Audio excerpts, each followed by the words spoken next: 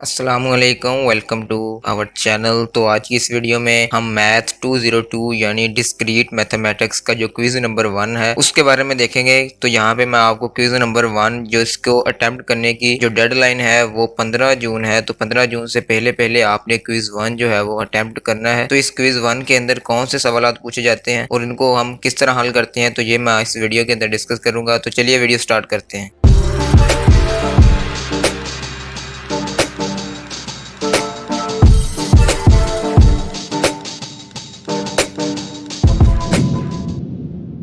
तो यहाँ पे आप जो है वो यहाँ पे क्विज टाइम जो है वो भी देख सकते हैं और यहाँ पे जो डेट है अटेम्प्ट करने की वो भी दे सकते हैं। तो इससे आप ये अंदाज़ा लगा सकते हैं कि ये वाला जो क्विज है ये बिल्कुल लेटेस्ट है और ये सेमेस्टर स्प्रिंग 2022 का ही क्विज है। तो यहाँ पे जो क्वेश्चन नंबर 1 आता है तो सबसे पहले हम वो देख लेते हैं। तो यहाँ पे क्वेश्चन नंबर 1 आ जाता है जी कि R is not symmetric if and only if there are elements A and B in A such that।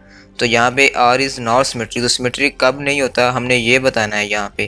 तो सिमेट्रिक इसलिए नहीं होता जब जो है वो हमारे पास A और B दो ऑर्डर पेयर होते हैं वो R को बिलोंग नहीं करते। तो इसलिए इसका जो राइट आंसर होगा वो ये होगा हमारे पास कि A B जो पेयर है हमारे पास वो belongs to R but B A does not belong to R। तो इसका जो आंसर होगा वो बेसिकली हमारे पास ये वाला हो जाएगा। इस तरह अगर हम क्वेश्चन नंबर 2 की बात करते हैं तो क्वेश्चन नंबर 2 के अंदर वो हमसे पूछता है कि 25 is equals to 1 mod of 3 means that 3 divides. तो इसका ये यहाँ पे हम इस तरह करते होते हैं कि हम 25 को 1 में से माइनस करते हैं तो वो हमारे पास 24 आता है। तो 24 जो है वो 3 के ऊपर डिवाइड हो जाता है और उसका आंसर हमारे पास 8 आता है। तो इसलिए अगर हम 25 + 1 लेते हैं तो वो 26 आता है जो कि 3 पे डिवाइड नहीं होता।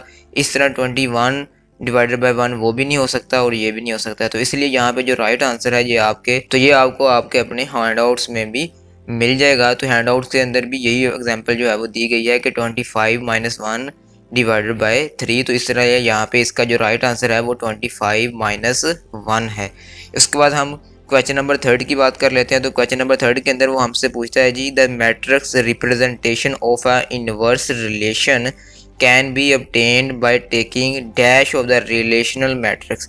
तो ये वाली लाइन भी आपको अपने जो हैंडआउट्स है उसके अंदर मिल जाएगी कि जब हम किसी मैट्रिक्स का इन्वर्स करते हैं तो इन्वर्स के अंदर जो हमारे पास उसके जो एलिमेंट्स होते हैं मैट्रिक्स के अंदर वो भी रिवर्स हो जाते हैं। तो वो रिवर्स करने के लिए हम क्या करते हैं, हम उसका सिंपली ट्रांसपोज ले लेते हैं।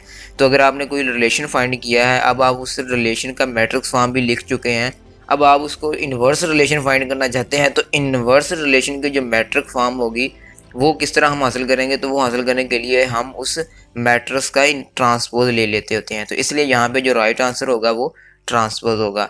उसके बाद हमारे पास क्वेश्चन नंबर 4 आ जाता है जी कि which is not a binary operation on the set of natural number. तो नेचुरल नंबर कौन से होते हैं वो हमें पता है जी, 1 2 3 4 एंड सो ऑन। तो यहाँ पे वो कह रहा है कि multiplication, addition, none of these and subtraction. तो यहाँ पे उसने हमें 4 ऑपरेशन बता दिए हैं। तो इनमें से कौन सा ऑपरेशन जो है वो नेचुरल नंबर के ऊपर नहीं अप्लाई होता है। तो यहाँ पे आप देख सकते हैं कि सब्सट्रैक्शन जो होगा वो इसका राइट आंसर होगा, क्योंकि अगर हम 2 - 1 करते हैं तो उसका आंसर 1 आता है, वो तो हमें नेचुरल नंबर में से मिल जाता है। लेकिन अगर हम 1 - 2 करते हैं तो उसका आंसर -1 आता है और -1 हमारे पास सेट ऑफ नेचुरल नंबर के अंदर मौजूद नहीं होता। तो इस तरह जितनी भी यहाँ पे नेगेटिव वैल्यूज आएंगी वो सेट ऑफ नेचुरल नंबर के अंदर मौजूद नहीं होगी। तो इसलिए हम यहाँ पे जो राइट आंसर होगा वो हमारे पास यहाँ पे सब्सट्रैक्शन होगा, क्योंकि subtraction is not a binary operation on the set of natural numbers. उसके बाद हमारे पास क्वेश्चन नंबर 5 आ जाता है। तो क्वेश्चन नंबर 5 में वो हमसे पूछता है कि if a relation R is reflexive, कि if R relation R is reflexive, antisymmetric and transitive, then which of the following is not true for the inverse relation.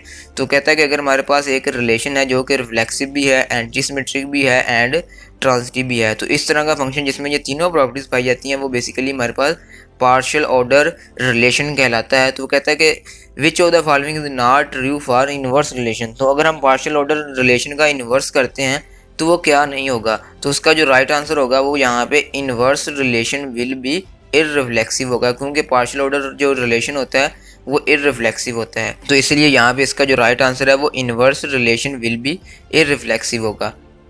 उसके बाद हमारे पास क्वेश्चन नंबर 6 आ जाता है जी the domain of a relation R from A to B is symbolically written as. तो आपको पता ही है जी कि जो डोमेन होती है बेसिकली जो हमारे पास ऑर्डर पेयर होता है, ऑर्डर पेयर का जो फर्स्ट एलिमेंट होता है वो हमारी डोमेन होती है। जो फर्स्ट एलिमेंट होता है वो हमने कहाँ से लेना होता है, वो सेट ए से हमने लेना होता है।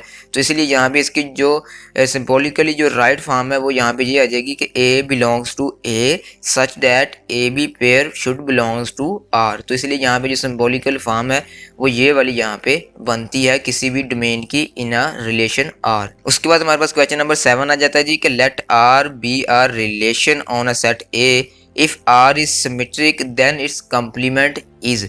तो R हमारे पास सिमेट्रिक दिया गया है, तो अगर हम उसका कम्प्लीमेंट लेते हैं तो कम्प्लीमेंट आपको पता है कि उसका उलट होता है। तो जब हम उसका उलट लेंगे तो सिमेट्रिक का जो उलट होता है वो बेसिकली एंटी सिमेट्रिक होता है। तो इसलिए यहाँ पे जो राइट आंसर होगा वो एंटी सिमेट्रिक होगा, क्योंकि सिमेट्रिक का जो कम्प्लीमेंट का मतलब माइनस, तो उसका उलट जो होगा वो एंटी सिमेट्रिक होगा। उसके बाद हमारे पास क्वेश्चन नंबर 8 आ जाता है जी कि for 2x - 3 4y + 2 is equal to 1 and 10 what will be the value of x and y। तो यहाँ पे हमने ऑर्डर पेयर को इक्वल करके यहाँ से x और y की वैल्यू जो है वो फाइंड आउट करनी है। तो यहाँ पे हम 2x - 3 को 1 के इक्वल रखेंगे, तो यहाँ से x की वैल्यू क्या आ जाएगी, तो -3 जब इधर जाएगा तो ये 1 + 3 जो है वो 4 बन जाएगा। तो x के साथ जो 2 आ रहा है जब ये यहाँ पे डिवाइड होगा तो 4 / 2 हमारे पास 2 आंसर आ जाएगा। तो इसलिए x का यहाँ पे आंसर 2 आ जाएगा। इस तरह जब हम 4y + 2 को 10 के इक्वल रखेंगे तो यहाँ पे 4y = 10 - 2 आएगा, तो यहाँ पे 8 आ जाएगा राइट साइड पे। तो y के साथ जो 4 है वो 8 के नीचे जाके डिवाइड हो जाएगा, तो y का आंसर 8 / 4 = 2 आ जाएगा। तो इस तरह यहाँ पे x का आंसर भी 2 आ जाता है और y का आंसर भी 2 आ जाता है। तो इसलिए यहाँ पे जो राइट आंसर होगा वो 2 होगा। उसके बाद क्वेश्चन नंबर 9 आ जाता है जी कि if a = 1 2 3 and b = 4 5 6 and R is a relation is 1 4 2 5 3 6 and 3 4 then complementary relation is। तो complementary relation जो है वो आपको अपने हैंड आउट के अंदर भी उसकी डेफिनेशन मिल जाएगी।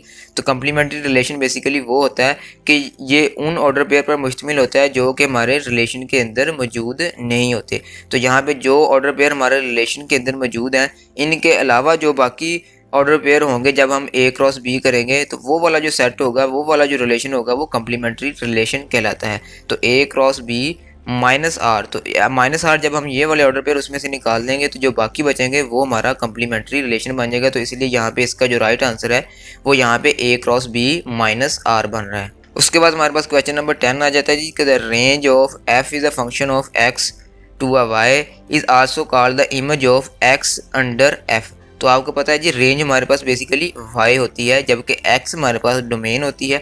तो इसलिए उसने यहाँ पे रेंज को x कहा है, हालांकि रेंज हमारे पास y होती है, तो इसलिए ये हमारे पास स्टेटमेंट फॉल्स होती है। तो इसलिए इसका राइट आंसर फॉल्स होगा। तो इस तरह हमारे पास यहाँ पे ये क्विज नंबर 1 जो है उसके पूरे क्वेश्चन जो है वो हो जाते हैं। तो यहाँ पे जो 10 क्वेश्चन थे वो मैंने आपको सारे जो हैं वो समझा दिए हैं। तो इंशाल्लाह आप जब क्विज़ अटैम्प्ट करेंगे तो आपको ये वाले हिंट जो हैं वो काफ़ी हेल्पफुल होंगे। तो इंशाल्लाह मिलते हैं जी फिर नेक्स्ट वीडियो में। तो लास्ट में आपसे एक ही रिक्वेस्ट है कि आपने हमारे चैनल को सब्सक्राइब कर देना है और हमारी इस वीडियो को लाइक और शेयर भी कर देना है ताकि मज़ीद इस तरह की वीडियो जो है वो आपको मिल सकें। और साथ में आपने बेल आइकन जो है वो भी प्रेस कर देना है ताकि जब भी कोई नई वीडियो में डालूँ तो आपको उसका नोटिफिकेशन आ जाए।